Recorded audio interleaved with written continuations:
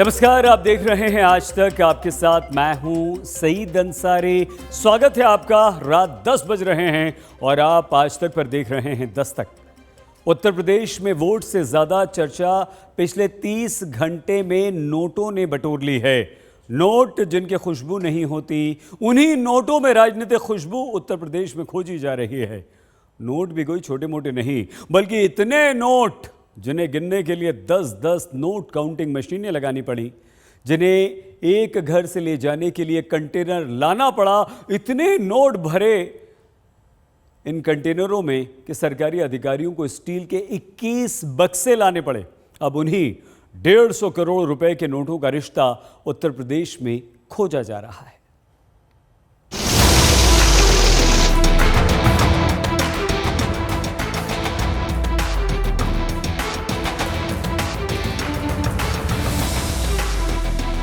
नगद के तौर पर जितने ट्रांजैक्शंस किए गए उसी का नतीजा था कि इतनी बड़ी तादाद में ये नकदी सामने आई है।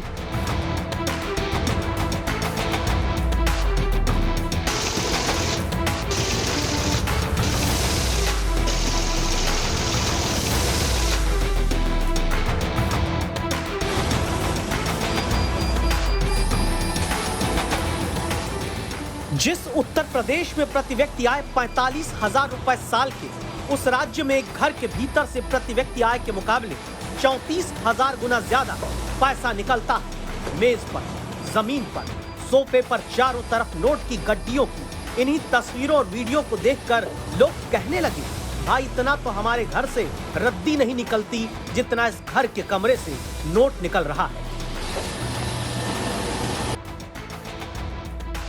ये नोट कहां से आया? ये नोट उत्तर प्रदेश में किसका? नोटों की खदान कमरे के भीतर उत्तर प्रदेश में कहां से खुद गई?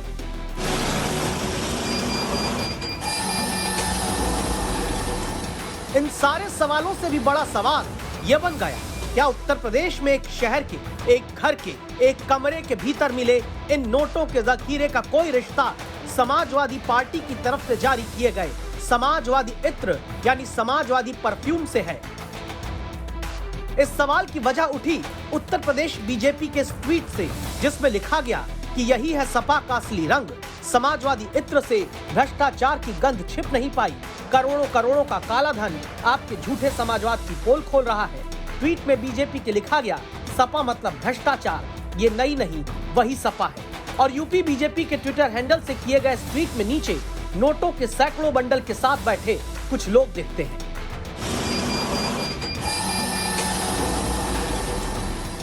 सच क्या है? तो कानपुर का ये वीडियो दिखता है।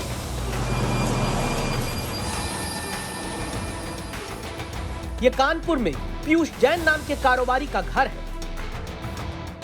जहां घर के बाहर बहुत सारे पुलिसकर्मी दिखते हैं। कानपुर में कारोबारी पीयूष जैन के घर में दाखिल होते अधिकारी नजर आते हैं और फिर दिखती है पीयूष जैन के घर के भीतर की ये नोट कहानी। आंखें चौंधिया जाएं इतने नोट, आंखें फटी की फटी रह जाएं इतने नोट। कानपुर के तमाम बैंकों के भीतर रखे नोट से भी ज्यादा नोट, दुनिया के कई छोटे छोटे देशों की अर्थव्यवस्था से भी ज्यादा नोट। और अब एक एक करके देखिए कानपुर के इस नोट कमरे की कहानी को।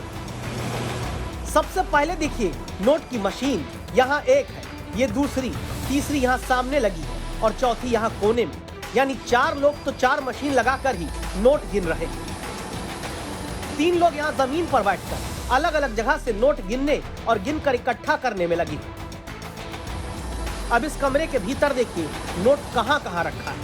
पहले सामने यहाँ 12 मंजिला नोटों का महल दिखता है। 12 से ज्यादा भी हो सकता है, हम 12 ही गिन पाए। 12 फ्लोर के इस नोट महल के अलावा इसी मशीन के बगल मेज पर नोटों का ढेर है। सामने 3 लोग बैठे हैं, उनके बीच में नोटों की गड्डियां रखी हैं। बाईं तरफ 2 जगह पर नोटों का अलग ढेर लगा है। सामने कोने में पीले रंग के पैकेट दिखते हैं। क्या नोट इसी में थे? इसकी जानकारी भी हम आपको देंगे। पहले कानपुर में कारोबारी पीयूष जैन के घर के भीतर से निकले नोट को चारों तरफ से देख लीजिए और सोचिए, जिस उत्तर प्रदेश में केंद्र और राज्य दोनों गरीबों को मुफ्त अनाज दे रहे हैं, वहां एक घर के भीतर से सैकड़ों करोड़ रुपए नोट के रूप में मिलते हैं। नोट लीला के बाद अब कहानी समझना शुरू करते। Directorate general of GST intelligence यानी डीजीजीआई की अहमदाबाद यूनिट ने कानपुर में 3 जगह छापेमारी की। पहली, पान मसाला बनाने वाली एक कंपनी त्रिमूर्ति फ्रेग्रेंस प्राइवेट लिमिटेड।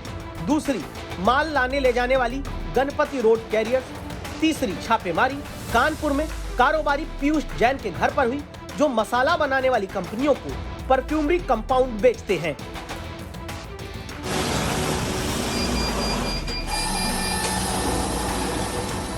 दावा है कि सबसे ज्यादा 150 करोड़ की ऐतिहासिक रिकवरी पीयूष जैन के घर से ही हुई। इसे अधिकारी खुद बताते हैं। 150 करोड़ के लगभग अनुमान है कि वो कैश होगा। अभी गिनती जारी है, लेकिन आपने सही कहा कि सीबीआईसी के हिस्ट्री में इतनी बड़ी कैश रिकवरी कभी नहीं हुई। इनकम टैक्स के केसेस में तो होती है। तो अब हम इस पे आगे जांच करेंगे, और क्योंकि उन्होंने टैक्स पे कर दिया, इसका मतलब वो भी मान रहे हैं कि उन्होंने ये गलत काम किया और उल्लंघन किया जो रूल्स हैं, जो लॉ है। तो इस पे आगे कार्यवाही होगी और इन्वेस्टिगेशन पूरा किया जाएगा। कुछ कैश तो ट्रांसपोर्टर के यहाँ पाया गया और कुछ कैश जो मैन्युफैक्चरर है उनके यहाँ पाया गया। इतना पैसा निकला है कानपुर में कारोबारी के घर से कि पहले उसे गिनने के लिए नोट काउंट करने वाली 4 मशीन लगी, फिर मशीन कम पड़ने लगी, नोट गिनने वाली और मशीन लगानी पड़ी। दावा है कि 10 से ज्यादा मशीनें लगी और यह भी दावा कि नोट यूं शेल्फ में बांधकर रखे थे। अब इन अलमारियों को भी देख लीजिए। महीने की 31 या महीने की शुरुआती तारीख में सैलरी क्रेडिटेड के मैसेज को देखकर जो खुश होते हैं और फिर किश्तों के भुगतान के अलर्ट मैसेज में जिस आम जनता की खुशियां खप जाती हैं, वो ईमानदारी से तो टैक्स भरता है, लेकिन टैक्स चोरी करने वाले यूं लिफाफे में पैसों की अलमारी खड़ी कर देते हैं, जो चुनावी राज्य में एक दिन अचानक सामने आती है। छापा मारने वाली जीएसटी इंटेलिजेंस और आयकर अधिकारियों को समझ आ गया था कि नोट नहीं, यहाँ नोट का समुद्र निकलने वाला है। इसलिए पहले देखिए, यहाँ पर घर के अंदर से नोट ले जाने के लिए स्टील के बड़े बड़े बक्से लाकर रखे गए। फिल्मों में सुना होगा पेटी के बारे में, ऐसी 16 पेटियां यहाँ रखी दिखी। फिर जब छापेमारी 30 घंटे से ज्यादा वक्त तक चलने के बाद खत्म हुई, तो पैसा ले जाने के लिए छोटी मोटी गाड़ी नहीं, कानपुर में पीयूष जैन के घर के बाहर कंटेनर को बुलाकर लगाना पड़ा और फिर पुलिस वाले उन्हीं बक्सों में पैसा भरकर कंटेनर में लाकर रखना शुरू करते हैं, जो हमने आपको पहले दिखाया।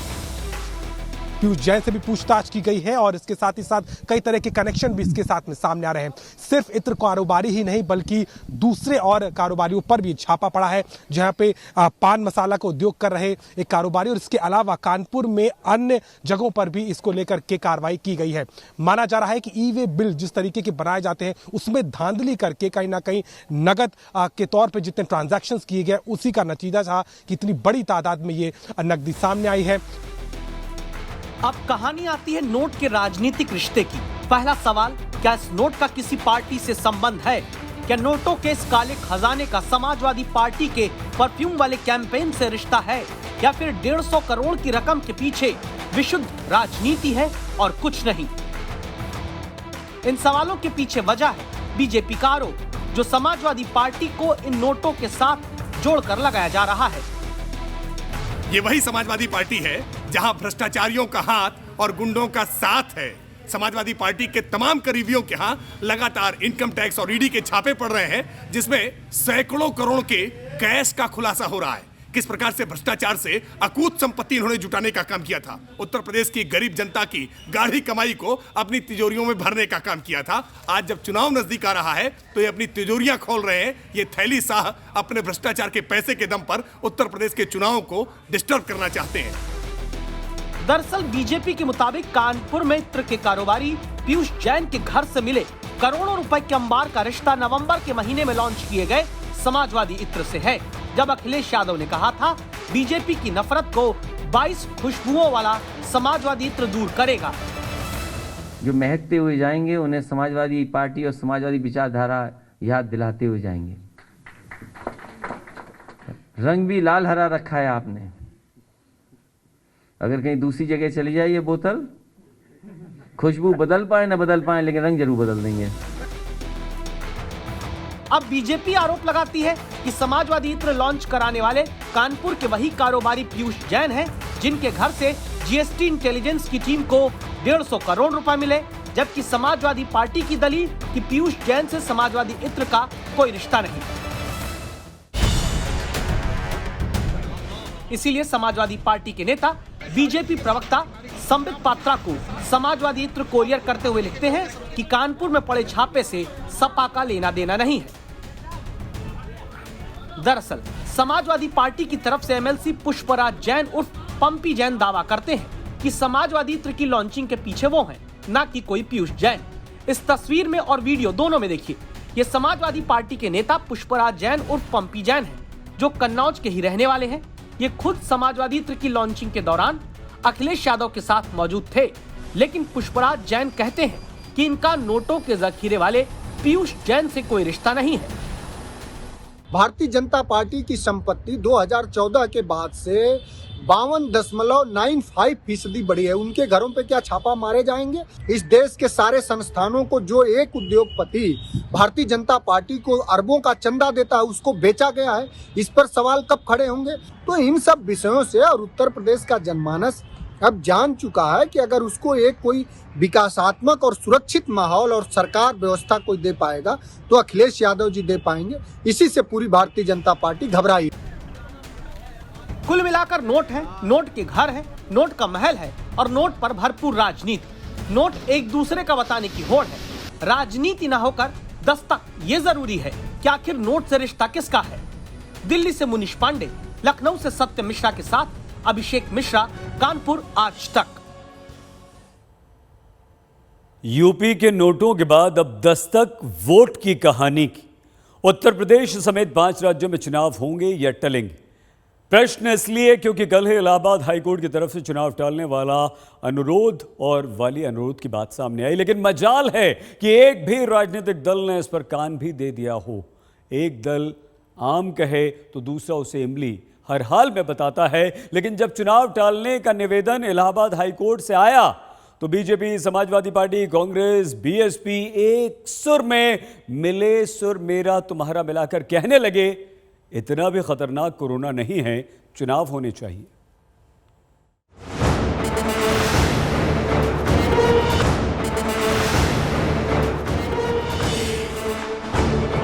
कोरोना बाजारों में फैल सकता है, इसलिए राज्यों ने बाजारों के लिए नियम बना दिए। कोरोना रात में फैल सकता है, इसीलिए राज्यों ने नाइट कर्फ्यू लगाने के निर्देश जारी कर दिए। कोरोना शादी के बारातियों में फैल सकता है, इसीलिए 200 लोगों वाली बंदिश का नियम भी आ गया। लेकिन क्या कोरोना फैलने से चुनावी रैलियां मुक्त हैं? क्या कोरोना की तीसरी लहर को नेताओं के भाषण, मंच पर बिना मास्क नेताओं के सिंहासन और सामने हजारों की भीड़ में जुटने वाले हुजूम से डर नहीं लगता?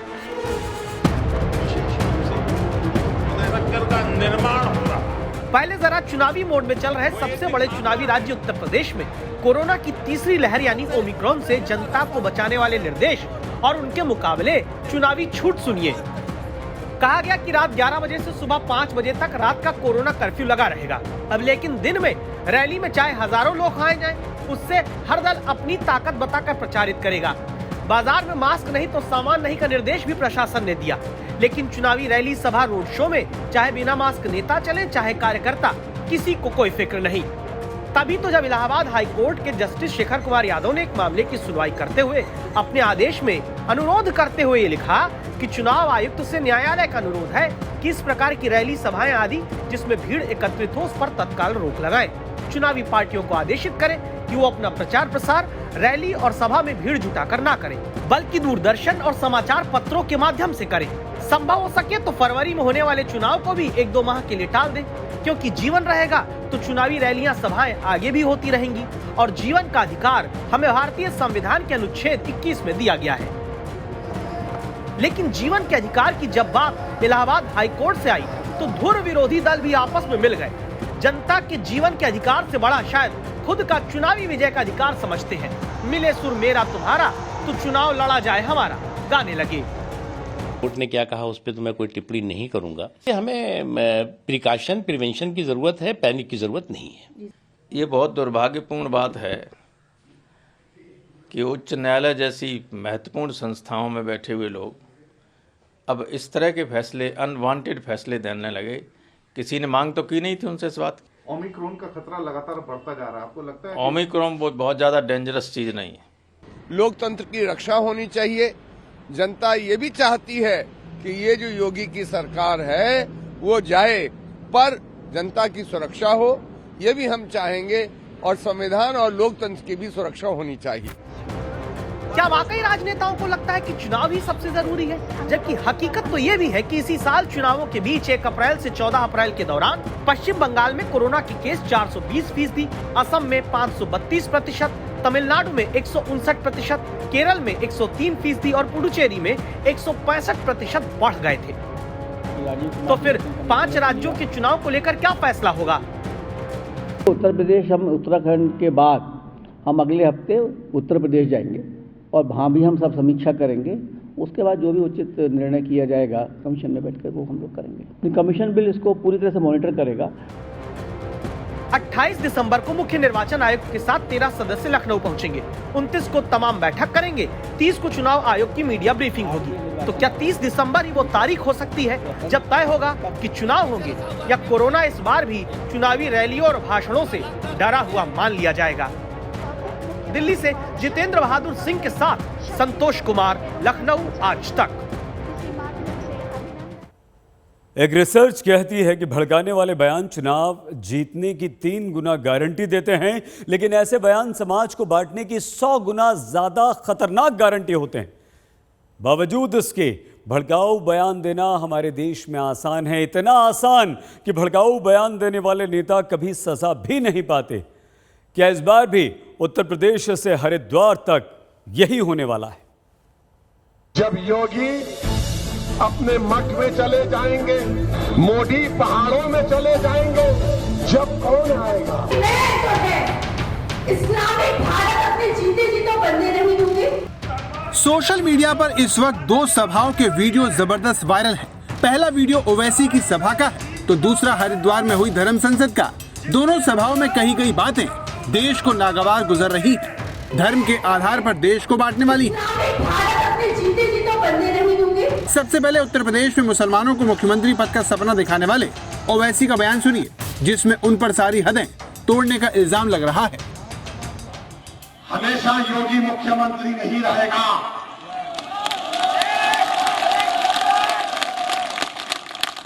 हमेशा मोदी प्रधानमंत्री नहीं रहेगा। और हम मुसलमान वक्त के एतबार से खामोश जरूर हैं, मगर याद रखो हम तुम्हारे जुल्म को भूलने वाले नहीं हैं। हम तुम्हारे जुल्म को याद रखेंगे। अल्लाह अपनी ताकत के जरिए तुमको निस्तो नाबूद करेगा इंशाअल्लाह। आक्षेप ये लगाया जा रहा है कि हम लोग हिंदुओं को इकट्ठा। ओवैसी का ये बयान वायरल होते ही बीजेपी भड़क गई। पार्टी के प्रवक्ता संबित पात्रा ने ये बयान ट्वीट करते हुए लिखा, किसे धमका रहे हो मियां? याद रखना, जब जब इस वीर भूमि पर कोई औरंगजेब और बाबर आएगा, तब तब इस मातृभूमि की कोख से कोई न कोई वीर शिवाजी, महाराणा प्रताप और मोदी योगी बनकर खड़ा हो जाएगा। संबित पात्रा यही नहीं रुके, उन्होंने ओवैसी पर तंज कसते हुए आगे लिखा, सुनो, हम न डरे थे मुगलों से, न जिन्नावादियों से, तो तुमसे क्या खाक डरेंगे। भाजपा के मीडिया सलाहकार शलभ मणि त्रिपाठी ने ओवैसी के बयान पर नाराजगी जाहिर करते हुए लिखा, गिद्धों के कोसने से गाय नहीं मरती ओवैसी साहब, ताकत तो प्रभु राम ने दिखा दी है, भोलेनाथ ने दिखा दी है अपनी। कोई भी गलती की तो गिद्धों का भरपूर इलाज होगा इस बार। वीडियो वायरल होने पर ओवैसी ने ट्वीट कर अपनी सफाई दी। उन्होंने लिखा कि हरिद्वार में दिए गए भाषण से ध्यान भटकाने के लिए मेरे कानपुर में दिए गए भाषण का 1 मिनट का क्लिप वायरल किया गया है। ओवैसी ने 2 मिनट 15 सेकंड का वीडियो शेयर करते हुए लिखा, मैंने अपने भाषण के दौरान न ही हिंसा के लिए उकसाया और न ही धमकी दी। मैंने अपने भाषण में पुलिस अत्याचारों की बात की है। मेरे वीडियो को काटकर दिखाया गया है। हम याद रखेंगे, हालात बदलेंगे, जब कौन बचाने आएगा तुमको। जब योगी अपने मठ में चले जाएंगे, मोदी पहाड़ों में चले जाएंगे। ओवैसी ने सफाई तो दे दी, लेकिन उन्होंने जिस अंदाज में बयान दिया वो किसी भी नेता को शोभा नहीं देता। लेकिन ओवैसी ने ऐसा पहली बार नहीं किया है। उनका विवादित इतिहास ही उन्हें बार बार कटघरे में खड़ा कर देता है। लेकिन इस मामले में सिर्फ नेताओं की भूमिका संदिग्ध नहीं होती, प्रशासन भी भड़काऊ बयानों पर तुरंत कार्रवाई न करके ऐसे लोगों को कहीं न कहीं शह देता दिखता है। जिस हरिद्वार की धर्म संसद में एक धर्म विशेष के खिलाफ भड़काऊ बयान दिए गए, वहाँ हाल ही में हिंदू धर्म अपनाने वाले वसीम रिजवी के खिलाफ केस दर्ज किया गया है। ध्यान देने वाली बात यह है कि धर्म संसद में मुसलमानों के खिलाफ जहरीले बयान देने वाले स्वामी प्रबोधानंद गिरी, साध्वी अन्नपूर्णा और स्वामी आनंद स्वरूप के खिलाफ अभी तक मामला दर्ज नहीं हुआ है। इस धर्म संसद का आयोजन यति नरसिंहानंद गिरी ने किया, जिनके खिलाफ कोई केस दर्ज नहीं हुआ है। यही नहीं, जिनके खिलाफ केस दर्ज भी हुआ है। स्वागत एक बार फिर से आपका दस्तक में, आपके साथ मैं हूं सईद अंसारी। हमारे देश में कोरोना के मामले बहुत तेज रफ्तार से बढ़ रहे हैं। महाराष्ट्र में आज कोरोना वेरिएंट ओमिक्रॉन के 20 नए मामले मिले और इसके साथ ही महाराष्ट्र 100 से ज़्यादा ओमिक्रॉन मरीजों वाला हमारे देश का पहला राज्य बन गया। अब महाराष्ट्र में कुल 108 ओमिक्रॉन के मरीज हो गए हैं। इसे देखते हुए महाराष्ट्र में नाइट कर्फ्यू लगा दिया गया। आज रात से ही महाराष्ट्र में प्रतिबंध लगा दिए गए हैं। रात 9 बजे से सुबह 5 बजे के बाद तक यह कर्फ्यू जारी रहेगा, यानी कि नाइट कर्फ्यू। राज्य के किसी भी हिस्से में एक जगह पर 5 से ज़्यादा लोग एक साथ इकट्ठा नहीं हो सकेंगे। शादी अगर होती है और वो इंडोर शादी होती है तो 100 से ज़्यादा मेहमान नहीं होंगे। आउटडोर शादी होती है तो 250 से ज़्यादा लोग वहाँ पर इकट्ठा नहीं हो सकते, इसकी अनुमति नहीं होगी। इसके अलावा 500 रुपये जुर्माना लगेगा। कोरोना नियमों का उल्लंघन करने पर 500 रुपये का जुर्माना भरना होगा। कार्यक्रम के नियम तोड़ने वाले आयोजकों पर 50,000 रुपये का जुर्माना लगाया गया, उन्हें देना पड़ सकता है। पिछले 24 घंटों में 1410 नए मामले कोरोना के महाराष्ट्र में दर्ज किए गए। 12 लोगों की कोरोना से महाराष्ट्र में मौत हुई है और ये मौत सरकार की चिंता को काफ़ी बढ़ा रही है। महाराष्ट्र एक बार फिर से तीसरी लहर की तरफ बढ़ने लगा है, लेकिन प्रश्न ये है कि क्या नाइट कर्फ्यू लगा देने से कोरोना और ओमिक्रॉन के संक्रमण रुक सकते हैं? क्या सरकारों की यही तैयारी है कोरोना से निपटने की?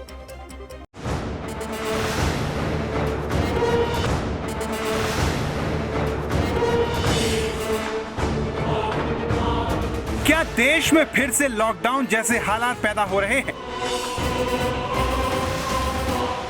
क्या भारत भर के अस्पतालों से वही तस्वीरें देखने को मिल सकती हैं, जिन्हें दोबारा कोई भी नहीं देखना चाहता?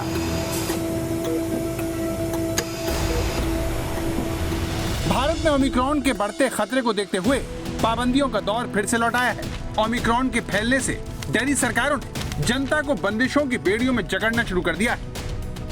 कई राज्यों ने नाइट कर्फ्यू लगाने का ऐलान कर दिया है।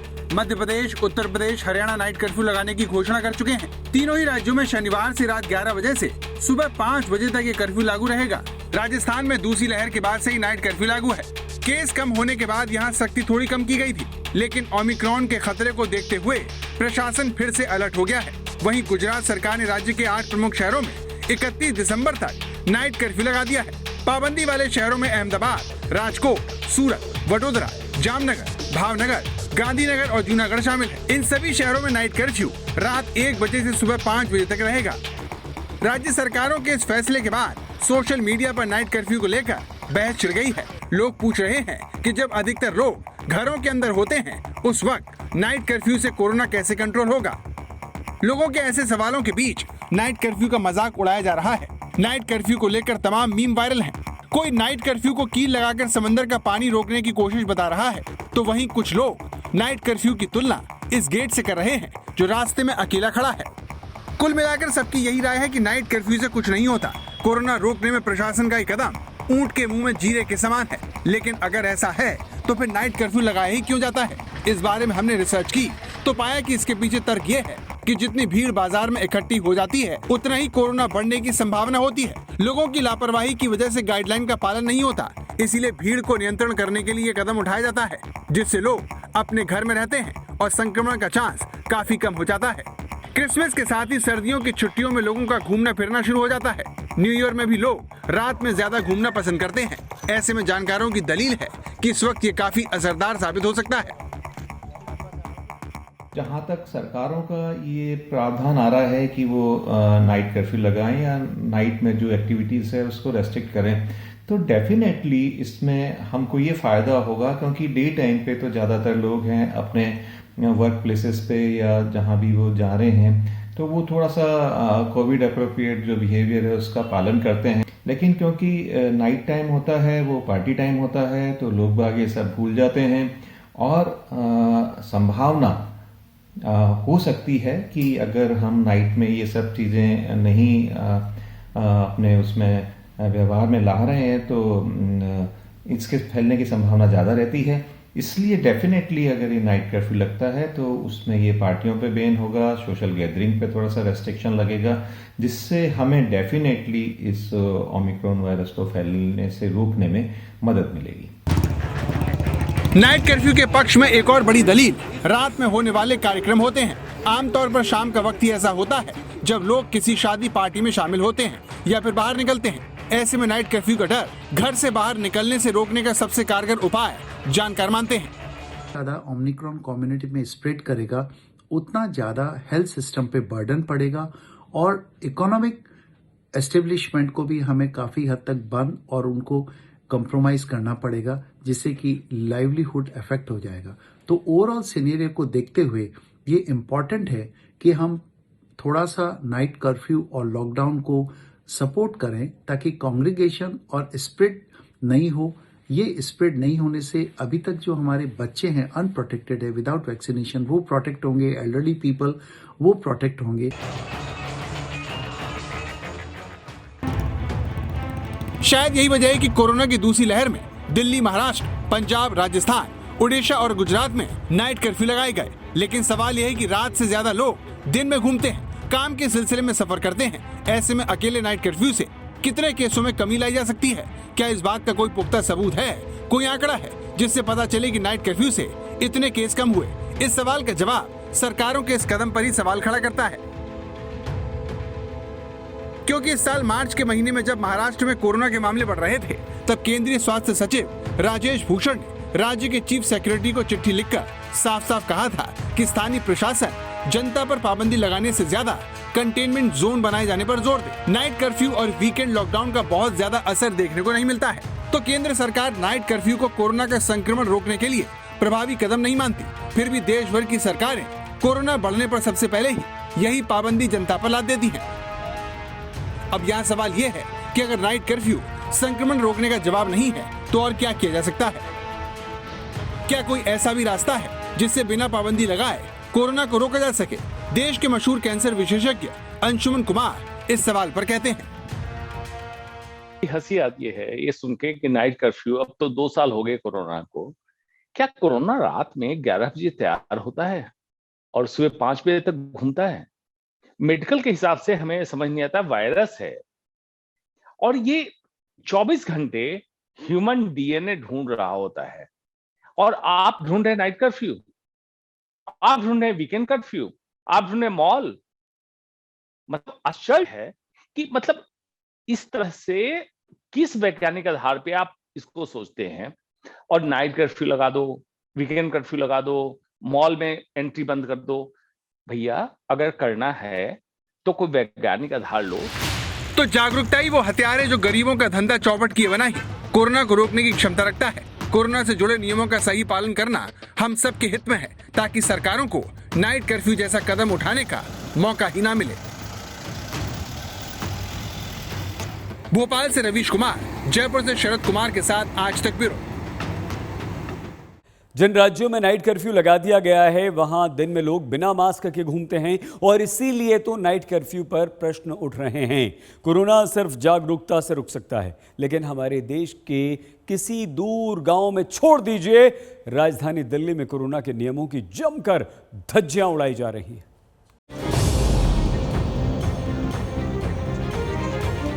देश की राजधानी दिल्ली में सब्जी ले जाता मजदूर हो, सवारी को उतार कर मेहनत के पैसे जेब में रखता रिक्शे वाला हो, सड़क पर चलता राहगीर हो, दिल्ली के दरियागंज की मंडी और उसके आसपास आप मास्क ढूंढते रह जाओगे।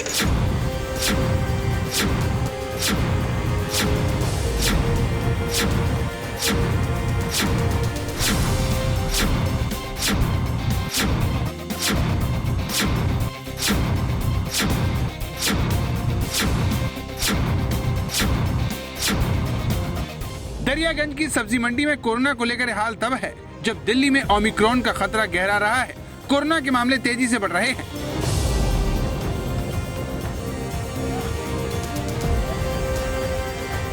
दिल्ली में शुक्रवार को 6 जून के बाद सबसे ज्यादा 180 संक्रमित मिले हैं। ये पिछले 5 महीने के बाद संक्रमितों के सबसे ज्यादा आंकड़े हैं। इसके बावजूद दिल्ली में कोरोना को लेकर लापरवाही और बेफिक्री चरम पर है। इस वक्त हम मौजूद हैं दरियागंज के अंदर, जहां पर आपको जो कोरोना के नियम हैं उनकी सीधे तौर पर धज्जियां उड़ती हुई नजर आएंगी। सोशल डिस्टेंसिंग और मास्क जैसी जो नियम है वो फॉलो होते हुए नजर दिल्ली के अंदर जो है फिलहाल नजर नहीं आ रहे हैं। सरकार भी इस पूरे मामले को लेकर के काफी चिंता में है और यही वजह है कि दिल्ली सरकार की तरफ से कल रिव्यू मीटिंग जो है वो बुलाई गई थी, जिसमें ओमिक्रॉन के अगर मामले और कोरोना के मामले जिस तरीके से तेजी के साथ बढ़ते हैं तो उसमें होम आइसोलेशन जैसी व्यवस्था को और बेहतर किया जाए। इसके अलावा टेस्टिंग की व्यवस्था को भी दुरुस्त किया जाए ताकि कोरोना के बढ़ते मामलों को रोका जा सके। ओमिक्रॉन के बढ़ते संक्रमण के बावजूद राजधानी के बाजारों में बढ़ती भीड़ भाड़ और कोरोना को लेकर बेफिक्री हर किसी को परेशान कर रही है।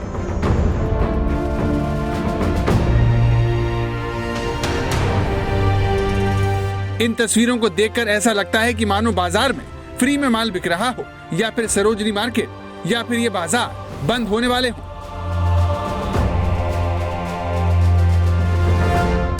कोरोना को लेकर इस लापरवाही पर दिल्ली हाईकोर्ट ने भी नाराजगी जताई है। दिल्ली हाईकोर्ट ने सरोजनी नगर में भीड़भाड़ के वीडियो को देखते हुए इलाके के एसएचओ को तलब किया है। कोर्ट ने दिल्ली में इस मशहूर बाजार में इतनी भीड़ पर नाराजगी जताते हुए कहा कि ऐसे माहौल में महामारी ही नहीं बल्कि कभी भी भगदड़ भी मच सकती है।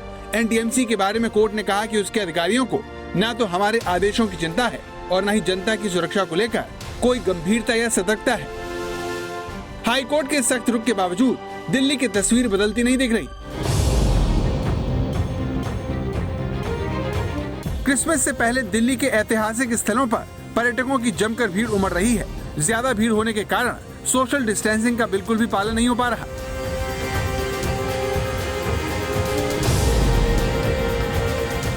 कुतुब मीनार के अंदर जाने के लिए जो कतार आप देख रहे हैं उसमें भी सोशल डिस्टेंसिंग का पालन नहीं हो रहा। भीड़ में एक दूसरे से लोग बिल्कुल चिपक कर खड़े हुए हैं।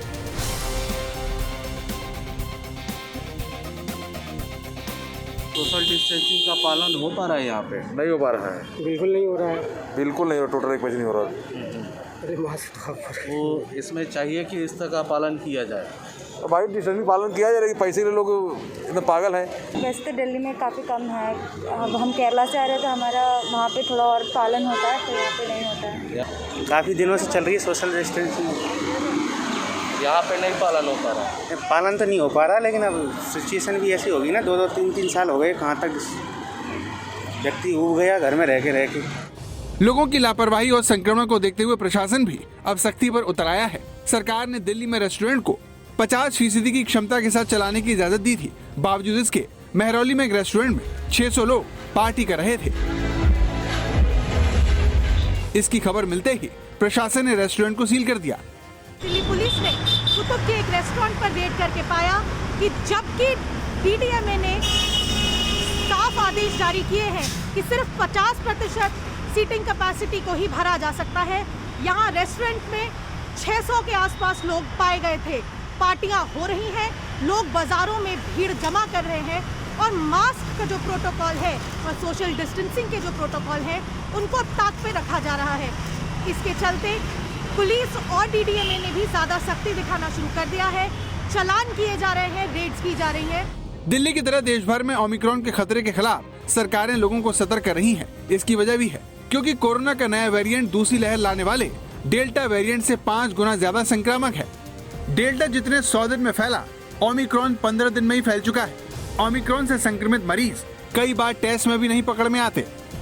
इसीलिए सभी सरकारें लोगों को एक बार फिर कोरोना से जुड़े नियमों का पालन करने की अपील कर रही हैं। दिल्ली से अनीशा माथुर और सुशांत मेहरा के साथ आज तक ब्यूरो। सरकारें कितने भी प्रतिबंध लगा दें, कुछ नहीं होने वाला जब तक आप और हम खुद सेल्फ रेस्ट्रिक्शंस ना लगाएं, यानी कि खुद पर प्रतिबंध ना लगाएं। तभी कोरोना रुक सकता है, तभी कोरोना से हम बच सकते हैं। दस्तक में आज के लिए बस इतना ही। देखते रहिए आज तक।